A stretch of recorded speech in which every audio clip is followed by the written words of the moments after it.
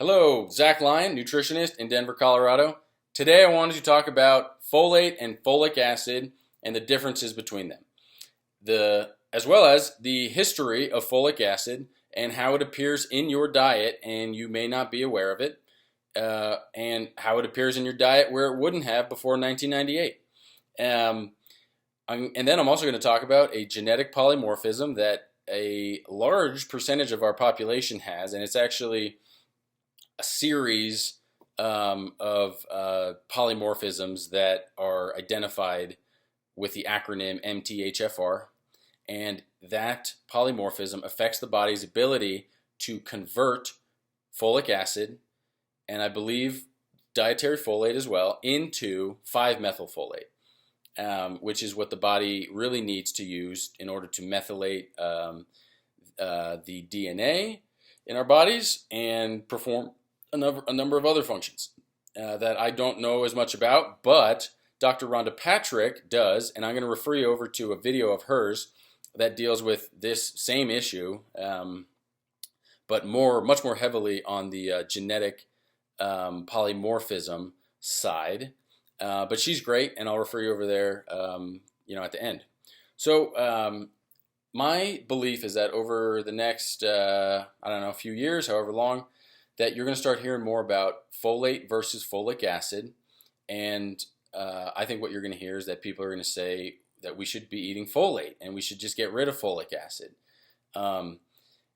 What you might also hear is that folic acid doesn't need to be removed for people who don't have access to healthier food.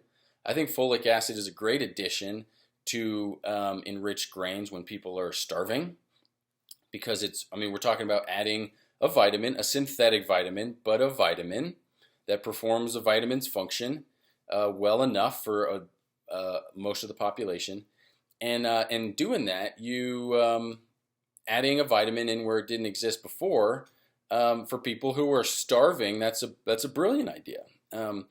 But what I'm going to argue is that the government should have recommended that we eat more foods with folate in them, not add folic acid, synthetic folic acid, to foods that don't have vitamins in them in the first place because they're deficient. That's what I'm going to argue. So, first, basically, in 1998 and currently, folic acid is believed by the U.S. government to be more highly bioavailable than food folate. Folic acid is a synthetic vitamin, meaning it's created by some people, which is great if you're those people. You get the government to mandate people eat your product, and you're happy, you're laughing all the way to the bank. So folic acid is different than folate. Folic acid is synthetic and created. Folate is found in foods and in nature. Folic acid doesn't appear in nature, as far as I understand. Folate is found in a wide variety of foods. And it obviously it appears in higher levels in certain foods, like cruciferous vegetables, like dark leafy green vegetables, kale, Swiss chard, for example, spinach. It appears in asparagus. It appears in a lot of fruits, nuts, beans, and dairy products, and poultry. But it appears in high levels in grass-fed meats, liver especially, eggs especially, and seafood. So why would the government... Well, so let me read this summary here, and this is from the Department of Health and Human Services, Food and Drug Administration. Food Standards, Amendment of Standards of Identity for enriched grain products to require addition of folic acid. And this is the summary of the new standard that they enacted in 1998. So summary, the Food and Drug Administration is amending the standards of identity for several enriched grain products, and by cross-reference the standards of identity for enriched bromated flour, enriched vegetable macaroni, and enriched vegetable noodle products to require the addition of folic acid. The agency is requiring that these products be fortified with folic acid at levels ranging from 0.43 milligrams to 1.4 milligrams per pound, or 95 micrograms to 309 micrograms per 100 grams of product. These values are based on a fortification level of 140 micrograms per 100 grams of the cereal grain product. This action is being taken to help women of childbearing age to reduce their risk of having a pregnancy affected with spina bifida or other neural tube defects, and to comply with the recommendation of the U.S. Public Health Service that they consume at least 0.4 milligrams of folic acid daily. This action also responds to a citizen petition submitted by Glenn Scott. Effective date January 1st, 1998. For further information, contact these people. So let me go through that real quick and identify some of the things that I want to chat about. So what they're doing, I'll start at the top. They are identifying enriched bromated flours, enriched vegetable macaronis, and enriched vegetable noodle products in order to require the addition of folic acid. So, they come up with a list and say, all right, all these foods have to have folic acid added to them. All these foods are nutrient deficient foods. They are processed foods. Enriched bromated flour, enriched vegetable macaroni, enriched vegetable noodle products. Those are processed foods. And those are not as highly processed as other foods, like high fructose corn syrup, but those are processed foods, make no mistake. And as a result, and just as a result of the processing, and as a result of just the virtue, the nutritional virtue of the food, it's deficient in nutrients. And so the Food and Drug Administration goes, let's add vitamins to it. Which if you look at it like that, let's add vitamins to foods that don't have them, that sounds all right, actually. That sounds not too bad. If people don't have access to healthier food. My argument is that in the United States, we've got access to Brussels sprouts, eggs, liver, meat, dark leafy green vegetables, which are sources of folate, which the body knows how to process very well because we've adapted to it genetically. I mean, it's a natural chemical. It's found in nature. Folic acid was created, and it's not a perfect match. It just isn't, and it's not a carbon copy. And for a certain proportion of the population, which I'm going to talk about later, they actually have a harder time turning folic acid into 5-methylfolate, which is what the body wants to use to methylate your DNA and do a bunch of other stuff. And their argument behind adding folic acid into foods, is that they've said folic acid is more bioavailable than folate. Now, I really can't speak with authority on this, but I doubt that. What they might be saying is that folate is harder to find in food than relatively as compared to other nutrients, which I think you could say, but you can get enough. So I don't know about that argument. That was their final rule. That was their new standards, and that's why when you look at your cereal, your bread, your macaroni, you see that it has a fair amount of B vitamins in it. That is the government mandate. That's the government taking action. Which, if we've got people so nutrient deficient that their children are getting spina bifida or other neural tube defects, then that seems like a good idea. But that's not the only option, and it certainly isn't the cheapest. The cheapest is to say, people, eat more eggs, eat more leafy green vegetables, eat more Brussels sprouts. Not say, eat more folic acid, and by the way, this company will provide the folic acid in the food that doesn't have vitamins in it in the first place. It's just a Western medicine's great, but I think you understand what I'm saying when Western medicine just goes, oh, symptom, all right, let's add a synthetic thing to it, and then that should be gone. without addressing the fact that people are eating nutrient deficient food. They're not just deficient in folate, they're probably deficient in all the other B vitamins, as well as vitamin A, E, K, D, so what the government should be doing is recommending that people eat more nutrient dense foods, and then they won't have nutrient deficiencies. So there's a really good resource the USDA has. It's ndb.nal.usda.gov. And on there you can go and search any food and see all the macronutrient profiles, the micronutrient profile of it. And you can search any micronutrient and see which foods it appears in. It's a really cool resource. So I recommend checking that out, and I'll provide that in the show notes. But what really gets at me here is this government program that is trying to do something good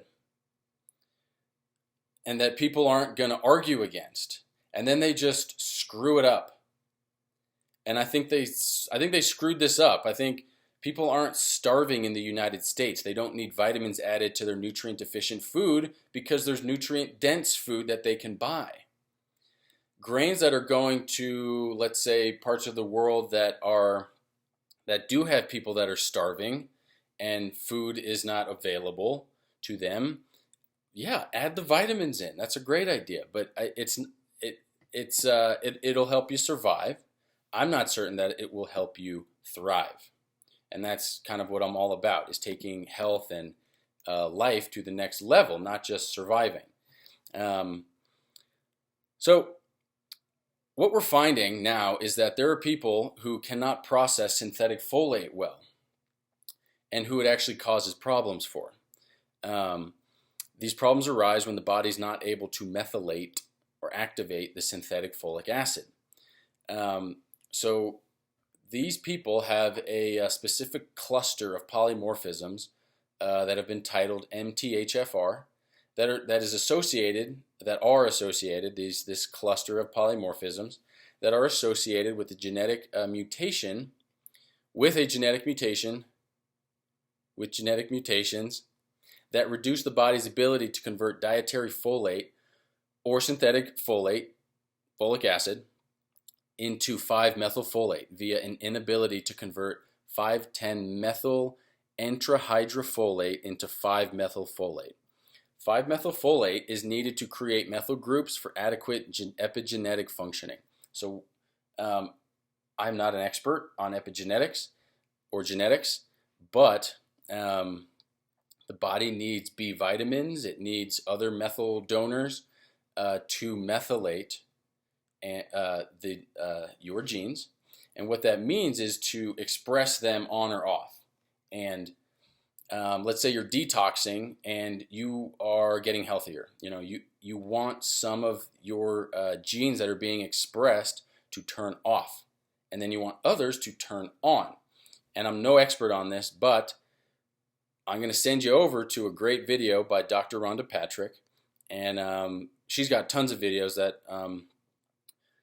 She's a I don't know. She's a geneticist, a bio, I don't know, but she deals heavily and with DNA, epigenetics, nutrigenomics. She's great. She makes tons of videos.